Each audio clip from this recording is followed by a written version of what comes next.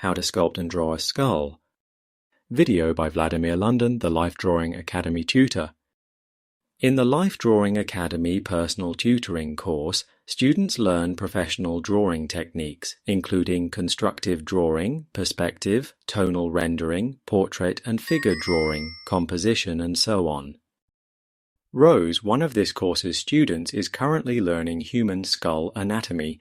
This topic includes several tasks, such as making a low-polygon paper skull model and drawing it from life, studying proportions and construction of the skull, drawing it from different points of view, as well as sculpting a skull in oil-based clay. Here are some sketches by Rose that demonstrate how thorough her approach is when it comes to learning drawing. After watching the course video lessons, she follows the step-by-step instructions and explanation on what to do and how. She makes drawings and writes notes, asks questions, and gets personal assistance from the course tutor. In the very first topic of portrait drawing, she already learned far more about head anatomy than any contemporary art college would offer during 4 years of study. And this is only the beginning. Imagine how much she will learn when she completes the portrait drawing subject in multiple personal tutoring tasks. Here's the time-lapse of Rose drawing from memory skull proportions in the full face and profile views. This method of drawing a skull was developed by Vladimir London for the Life Drawing Academy Correspondence course students, and it is unique to this course. The step-by-step sequence of steps, together with detailed explanations, are provided in the dedicated video lesson, and even if you have never drawn a skull before, you will be able to make a well-proportioned and anatomically correct picture of a skull should you follow the instructions. This is what Life Drawing Academy teaching is about. There is no way to fail as long as you take our guidance and follow the steps. I am very happy with Rose's progress and have no doubts that she will achieve the advanced level of drawing skills by the end of this course. In every report, Rose asks questions. Let's see how we can help her today. Hi Vladimir, I've had a little bit of a go at drawing some of the skulls from life, and I've been playing around with trying to remember proportions whilst also adjusting it to fit this skull model right here, but I'm gonna definitely do the tasks that you said about sculpting a skull. But the only thing is that I'm a bit overwhelmed at going from 2D to 3D. Going from drawing to sculpting is easier than you think. Use an oil-based clay or plasticine. Because it never dries, you can rework and fine-tune shapes as much as you need at any time. It will be very easy to fix mistakes by adding or removing bits of clay. Send me photos or videos of your sculpture in progress and I will tell what to improve.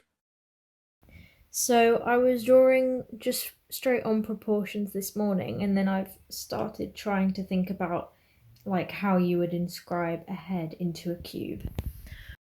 It is great that you think how to inscribe a skull into a cube. It will help you with construction and perspective when you draw a head. However, for sculpting, it is less relevant unless you sculpt in marble or cut in wood by deleting material from a cube instead of adding bits of clay. What I'd like to know is, what's the general time frame that students spend learning the basics of the skull? Because it's just a lot to take in.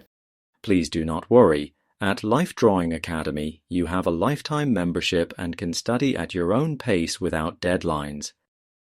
In classical art academies, human anatomy usually takes 1 semester for bones and 1 more for muscular anatomy. Because you already covered so much in just 2 weeks, I believe you will do this topic much faster. By the way, at many contemporary art colleges, the topic of human anatomy is not taught as it should. In the Life Drawing Academy Correspondence course, you will learn far more than any art college graduate would ever get. And I'm wondering if you have any advice for how to think about the skull in 3D, and specifically how to memorize the planes. It's like, whoa. a lot of complex information, and is it just one of those things that with practice you get better, or is it like you just need to acquire some certain skills and then eventually you'll get there? Once again, do not worry, you will learn by doing. There is no need to memorize all the planes and proportions up front. When sculpting a skull, you can use all the reference materials and measure every part as you go. Another question I have is, can you please help me with sculpting a skull in clay?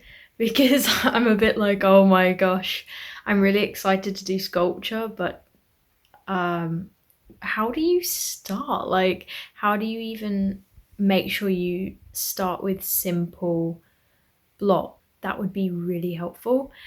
And yeah, I've ordered clay, so it will be getting here tomorrow so I can start the tasks that you said. And yeah, today I've just been drawing the skull more like the other task, which is drawing 9 skulls from life. Here are the tips for sculpting. First, decide on the scale of your sculpture. Will it be life-size or scaled down? For the life-size model, you can use a compass as the measuring tool. For sculpting a smaller-than-life skull, you can use a self-made measuring tool. Here's how it looks. Just take 2 sticks and a piece of thread and do the proportions according to your model scale.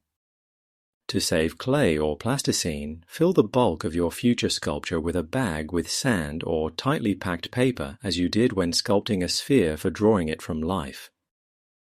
I believe you remember the sphere drawing task you did a while ago. You sculpted a perfect sphere model, so you already have the necessary skills of working with clay.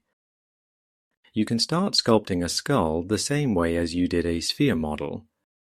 A cranium head is essentially a sphere, so the biggest part of the head is rather simple.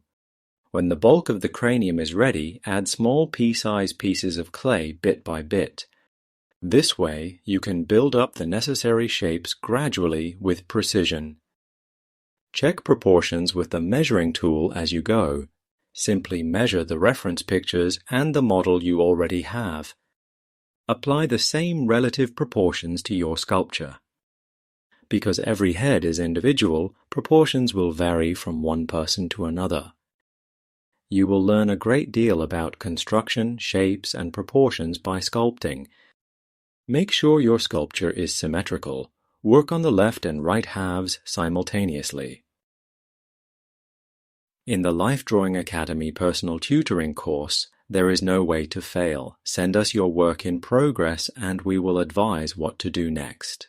If you are not a Life Drawing Academy student yet, check out what this course is about. Watch its free drawing tutorials at lifedrawing.academy/free